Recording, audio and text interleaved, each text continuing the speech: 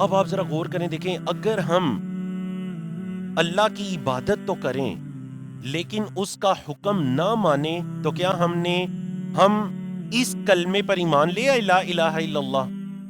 اگر ہم یہ سمجھیں کہ عبادت تو اللہ کی کرنی ہے لیکن میری ضرورتیں اللہ کے علاوہ کوئی اور بھی پوری کر سکتا ہے، تو بتائیے کیا اس کلمے پر ہم ایمان لائے لا الہ الا اللہ؟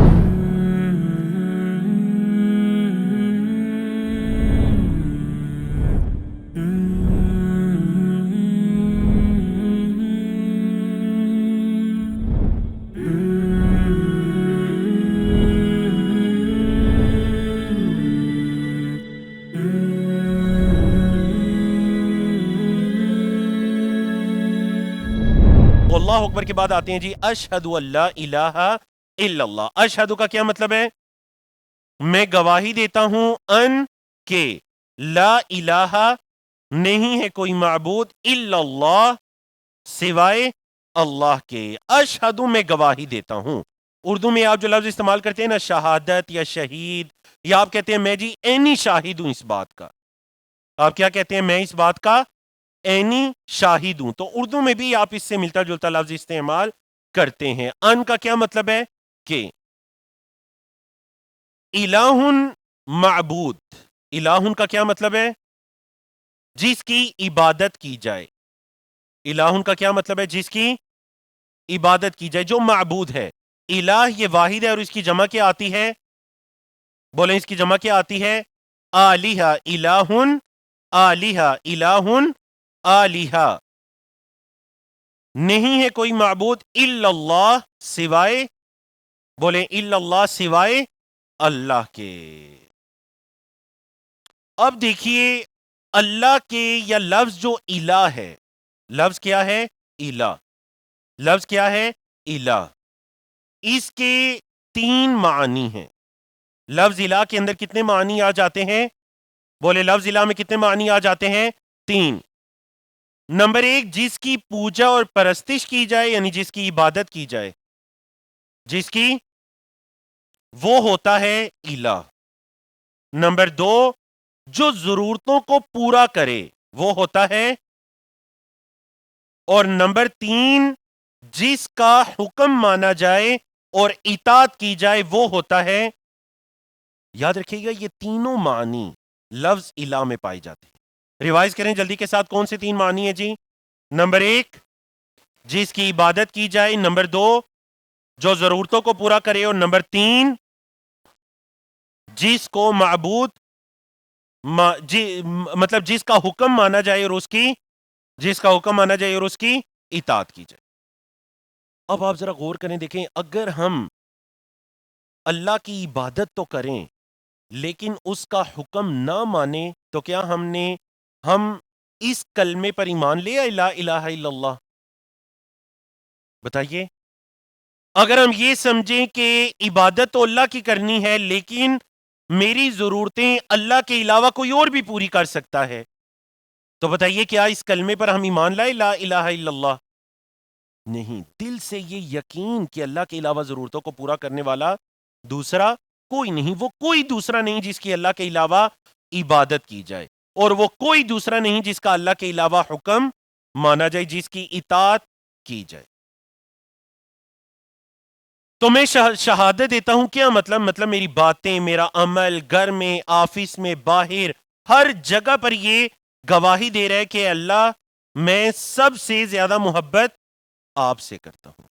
اے اللہ میں سب سے زیادہ محبت آپ سے کرتا ہوں۔ اللہ، اسی اللہ کو خالق، مالک، رب مانتا ہوں، ساری کائنات کا حاکم مانتا ہوں۔ بولے ساری کائنات کا حاکم مانتا ہوں، اس کی عبادت اور اطاعت کرتا ہوں، اسی سے مدد مانگتا ہوں، اسی اللہ پر بھروسہ کرتا ہوں۔ میرا اعتماد، میرا توکل، میرا بھروسہ ایک اللہ کی ذات پر ہے۔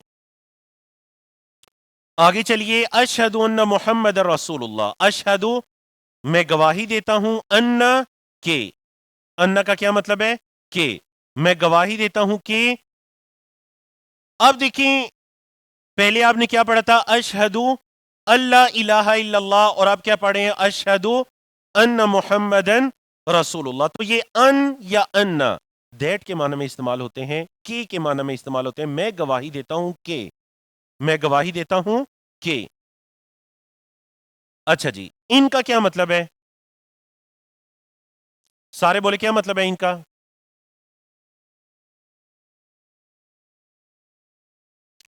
ایک منٹ جی. کچھ لوگ کہہ رہے ہیں اگر، کچھ لوگ کہہ رہے ہیں کہ، کچھ لوگ کہہ رہے ہیں سے، کچھ لوگ کہہ رہے ہیں نہیں. میں، یہ تو ہو چکا ہے نا. اور کوئی نیا چیز؟ وہ کیا کہتے ہیں جی؟ کہتے ہیں کوئی تکا رہ گیا تو وہ بھی مار لے. 5 تو ہو چکے ہیں نا، ان میں سے ایک درست ہے، 4 تو درست نہیں ہے نا. بے شک، چھٹا معنی آ گیا بے شک. آپ کو پتہ ہے کہ آپ ان کے معنی بتانے میں آپ کے ماشاءاللہ 6 اقوال کیوں آگے آپ کی طرف سے؟ کتنے اقوال آگے؟ یہ صرف اس لیے آئے ہیں کہ آپ نے ان کی ایگزامپل کو اپنے دماغ میں نہیں رکھا. بولیں یہ 6 اقوال کیوں آئے ہیں آپ کے؟ کیونکہ آپ نے ان کی جو مثال تھی، ایگزامپل تھی، اس کو دماغ میں نہیں رکھا. تو اسی لیے ہم آپ کو ہر چیز کی ایگزامپل یاد کروا رہے ہیں، سینٹینس کے اندر اس کو یوز کرنا سکھا رہے ہیں تاکہ آپ کو اس لفظ کا صحیح معنی یاد ہو سکے. چلیں اب 6 طرح کے اقوال آئے آپ آڈینس کی طرف سے. اب ذرا بتائیے ان کا کیا مطلب ہے؟ کوئی دوسرا کول ہے جی؟ دیکھیں انشاءاللہ کو ذہن میں رکھ کر بتائیے ان کا کیا مطلب ہے. سب کہہ رہے ہیں اگر، بے شک کہ نہیں. کیونکہ اگر آپ پہلے سے سوچ لیتے نا ان لفظ کہاں پہ یوز ہوا ہے، یہ یوز ہوا ہے جی انشاءاللہ میں. کہاں پہ یوز ہوا ہے جی؟ انشاء، اگر اللہ نے چاہا. سب کو اس کا مطلب پتہ ہے انہیں جی؟ اگر اللہ نے چاہا. تو الفاظ کو یاد کیجئے ان کی مثالوں کو یاد رکھ کر. بے شک مطلب ہے اننا کا. بے شک اس کا مطلب ہے یقیناً، بے شک، بلا شبہ. ٹھیک ہے، جو تاکید کے لیے آتا ہے، بات میں زور پیدا کرنے کے لیے. اور اس کی ایگزامپل کیا ہے؟ ان اللہ مع الصابرین. بولے کیا ایگزامپل ہے؟ ان اللہ مع الصابرین. اچھا یہ اب 4 طرح کے الفاظ ہیں. دیکھیں ان چاروں کو ایک جگہ پر ذکر کرنے کا مقصد یہ ہے کہ وہ چاروں الفاظ یہ وہ ہیں جن کے معنی اکثر آپس میں مکس ہو جاتے ہیں. بولے ان کے معنی اکثر آپس میں. تو چلیں اب آپ ان کو اس طرح سے یاد کیجئے کہ ان کے معنی مکس نہ ہو اور ایک معنی دوسرے کو نہ جائے. تو پہلا لفظ ہے ہمارے پاس ان کا کیا مطلب ہے؟ کہ. ان کا مطلب ہے اگر. یہ دیکھیں حمزہ پر زبر ہے. ان کا کیا مطلب ہے؟ کہ. مثال اشہد ان لا الہ الا اللہ، میں گواہی دیتا ہوں کہ اللہ کے علاوہ کوئی حقیقی معبود نہیں. اچھا انا کا کیا مطلب ہے؟ ابھی تو آپ پڑھ کر آئے ہیں. وہ انا کا مطلب بے شک ہے. اگر حمزہ پر زبر ہے انا تو اس کا مطلب بھی ہے کہ. دیٹ کے معنی میں گواہی دیتا ہوں کہ محمد صلی اللہ علیہ وسلم اللہ کے رسول ہیں. اب تیسرا ورڈ ہے ہمارے پاس ان. تیسرا لفظ کیا ہے؟ ان کا کیا مطلب ہے جی؟ اگر. مثال کیا ہے؟ بولے کیا ایگزامپل ہے؟ انشاء اللہ. اور چوتھا ورڈ کیا ہے ہمارے پاس؟ اننا. کیا مطلب ہے اس کا؟ اور مثال کیا ہے؟ یاد رہے گی انشاءاللہ. اب چاروں کے معنی مکس تو نہیں ہوں گے نا انشاءاللہ. اور ہمارے کورس میں اسی سلائیڈ کی 2-3 مرتبہ ریویژن بھی آئے گی، تو وہاں پر دیکھیں گے آپ کتنا یاد رکھتے ہیں انشاءاللہ. لفظ محمد صلی اللہ علیہ وسلم کیا لفظ ہے جی؟ بولے کیا لفظ ہے؟ محمد صلی اللہ علیہ وسلم. لفظ محمد کا عربی زبان میں مطلب ہے جس کی سب سے زیادہ تعریف کی جائے. بولے جس کی سب سے زیادہ تعریف کی جائے. اللہ اکبر. تو جب بھی اللہ کے رسول صلی اللہ علیہ وسلم کا نام نامی اس میں گرامی آتا ہے تو ہم پر کیا پڑھنا لازم ہے؟ درود. کیا الفاظ؟ مختصر ترین الفاظ کے ساتھ صلی اللہ علیہ وسلم. صلی اللہ علیہ. اور ماشاءاللہ آج آپ کے لیسن 9 کے اندر ہم درود شریف کے بارے میں پڑھیں گے کیونکہ ہماری نماز مکمل ہوگی. اللہم صلی علی محمد وعلی آل محمد.